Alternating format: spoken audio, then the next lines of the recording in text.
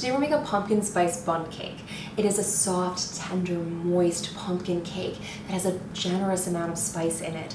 And then it all bakes to perfection inside your favorite bundt mold. So you get those crispy edges, and then you glaze the top with an easy maple glaze. If you're enjoying this video, be sure to hit the subscribe button below and click the bell icon to be notified every time I post a new and delicious recipe. Let's get into it. So many options for what we could do right now, but the first thing that we're gonna do is prepare our pan. I have chosen my favorite fall pan right now, which, I mean, just can't, I'm so obsessed. And we're gonna spray and flour it. All right, so just give it a nice spray. You wanna make sure that you do get all those nooks and crannies, but you don't want kind of like pools of spray or butter or anything like that. Now we're gonna flour it. You could use one of those sprays that has the flour already in it, but like, I don't trust those because I don't know, I just can't. It's fine. I try to get like a little bit on that center pedestal while I'm, you know, sprinkling. This is my bench flour. You can use just regular AP. I do often just kind of put it back into the container because let's be honest, whatever I'm making isn't that serious. So, and then we're gonna go the opposite direction because of this mold has weird little kind of crevices that apparently you have to go in a specific direction to hit. So now we are going to tap out most of the excess flour, just kind of give it a nice like firm tap. And then we're not done with the tapping, but I don't want this all over me. So we're just gonna take that, put it back, and then we're gonna bang it on the table. Ah! Only a light dusting, not too shabby. So just nice, even, clean dusting here. All the crevices are, you know, coated with flour. We're feeling good about that. And then we can save our parchment paper for another use.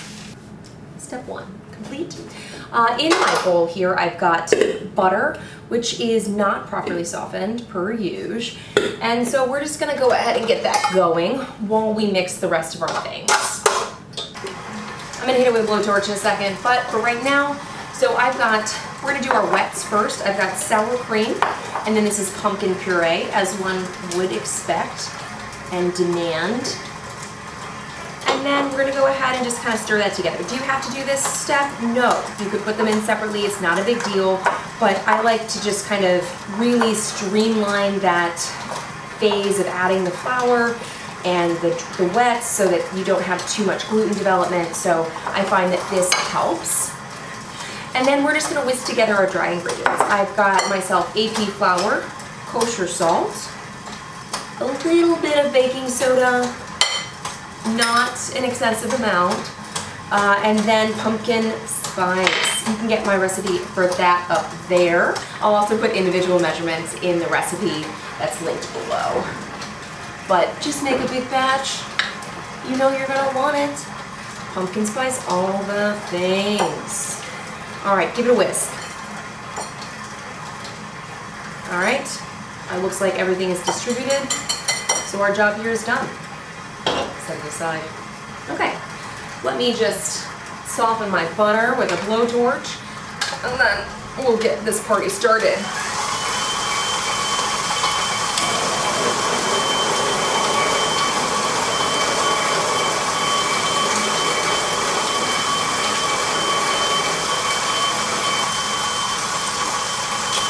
All right, our butter is soft and pliable. It's still cold, which is important here because you don't want to, it's not a pound cake, but it is denser, it's a denser cake.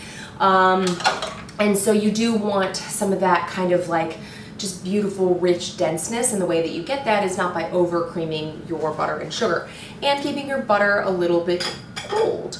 So I just placed granulated sugar in my bowl, and I'm gonna start that on low, and then I'm gonna gradually increase it. Now I'm trying to get a paste to form, just like we do in our pound cakes, where we want that kind of rich, dense, but still melt in your mouth texture of the batter. So we're just gonna make sure that we don't overmix it. Let me just go ahead and scrape down the sides here. It's just a little, we got some All right, get that going.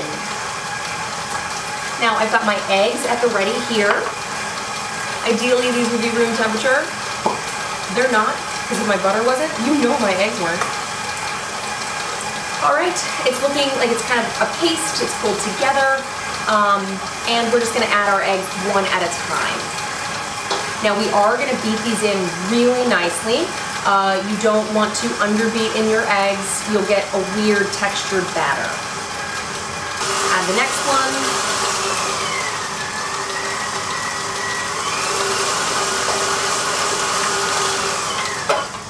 Scrape her down.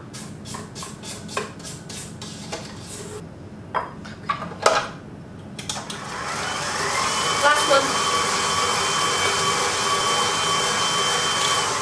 Beautiful. Let's go ahead and add our vanilla.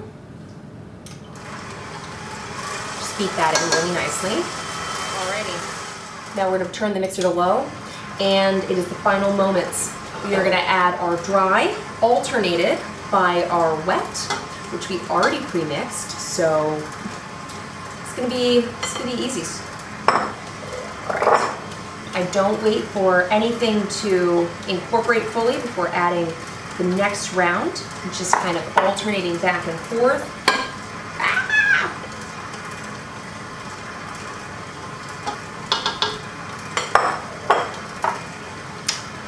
As we do. All right. Now I am going to stop my mixer to get the rest of my wet ingredients in here. I do not want it to continue mixing and developing gluten and like doing all that stuff. Like, no, it needs to stop for a moment. And I need to give me time to get all of this goodness into my bowl. Perfection. All right, and then we let that mix, and we're gonna add the last bit of our dry ingredients, and then I'm going to finish mixing this by hand. Get everything off of here. Okay, and then give it a fold. Yeah, because there's like a whole bunch of flour, sugar stuff at the bottom because, you know, even the best mixer has its faults. Beautiful. So now we're ready to put it in our prepared pan. Wow, that's yummy. Super tasty. All right, prepared pan. So I have reduced the full recipe down. I'm doing 2/3 of the full recipe. It's easy math with the cups, I promise. But this is a 9-cup bundt pan. So the recipe is actually for a 12-cup bundt pan. So I've just reduced it by 1/3. So that's basically, that's what's happening here, and how you can adapt it to whatever phenomenal bundt pan you choose to use. So just go ahead and kind of like dollop it down there. You can turn your bundt pan to make this easier on yourself.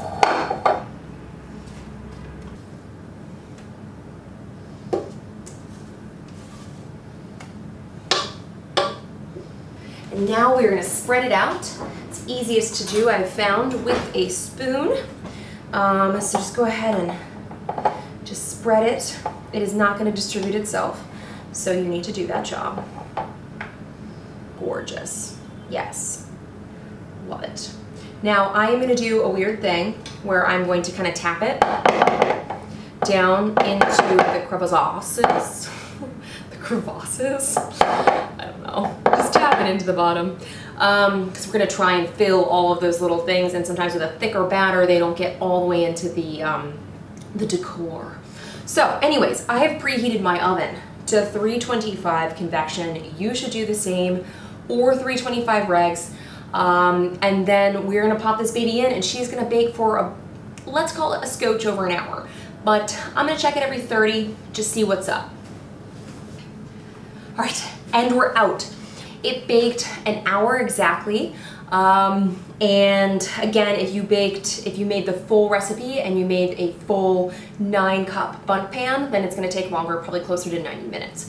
So we're going to let this cool for about 20 to 30 minutes, and then I'm going to flip it out. I've been having good luck with that method recently. All right, it has been about 20 minutes, and I am going to turn her out without further ado. This is always that very stressful moment, but we have got this. Oh, I think that was good things. Oh. Oh. Oh my goodness. Isn't she so pretty? Look at her. Ah! Okay. Anyways, super stoked about my mold choice, obviously. But, oh, look at all these leaves. They're so cute. Anyways, she has to cool completely. I know, it's a huge bummer. But once she does, then we will give her a nice glaze. You could also dust her with confectioner's sugar and pumpkin pie spice. Yes. But we're gonna give her a glaze because I feel like she deserves a maple moment. Anyways, she's gonna cool. I'm gonna actually take her somewhere else to cool because it's really, really hot in here. It's fine, I'm not dying. Right, our cake is cool and it is ready to glaze and adorn as you wish. Again, like I said, you could just mix confectioner's sugar with some pumpkin pie spice, dust that over the top, but I'm gonna make an easy maple glaze here.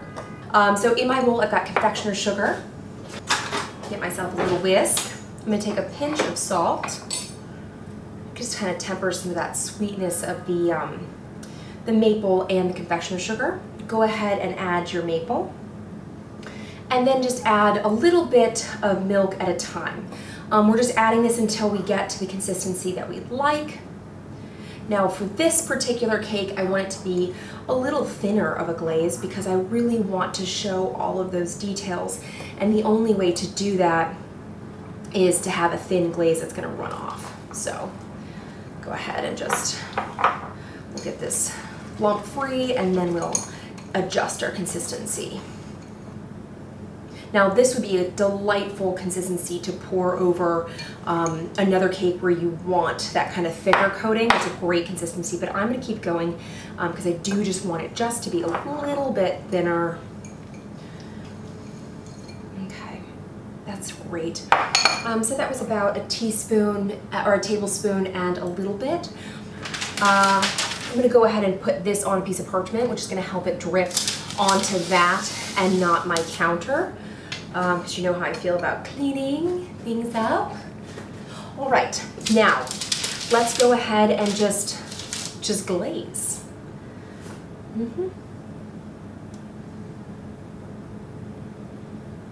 Try and get it on the crown and then just kind of like get it down the sides.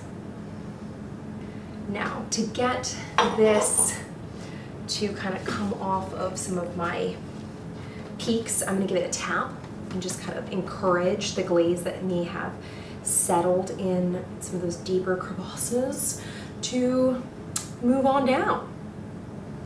You could, since we put this underneath, you could actually take this and recapture all of that glaze and then do it again if you want a more thorough coating. But I just really want to show off the details here. Now, the only thing left to do is to let it set. So we're just gonna take this and we're gonna let it set. It's not gonna take very long. It's obviously a confectioner's sugar-based glaze, so it'll set pretty fast. In the next 10 or so minutes, it'll be ready to slice. It's not very thick by design, so it should be ready even faster. It's time to try. It sat for about 30 minutes and now she's more than ready to be sliced. So that's what we're gonna do. What's up? Maybe be like more gentle with it, but then I'm being, just got excited. Can't help me. Oh, look at that beautiful color, that texture. Oh, you can tell it's gonna be amazing. Good bite. Yum. You get that beautiful pumpkin spice cake. It's soft and tender and moist.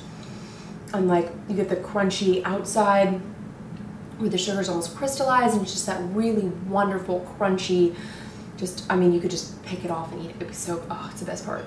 And then you get a little bit of maple in the parts that have been touched by the glaze. So it's this like perfect maple pumpkin spice combination. Yes.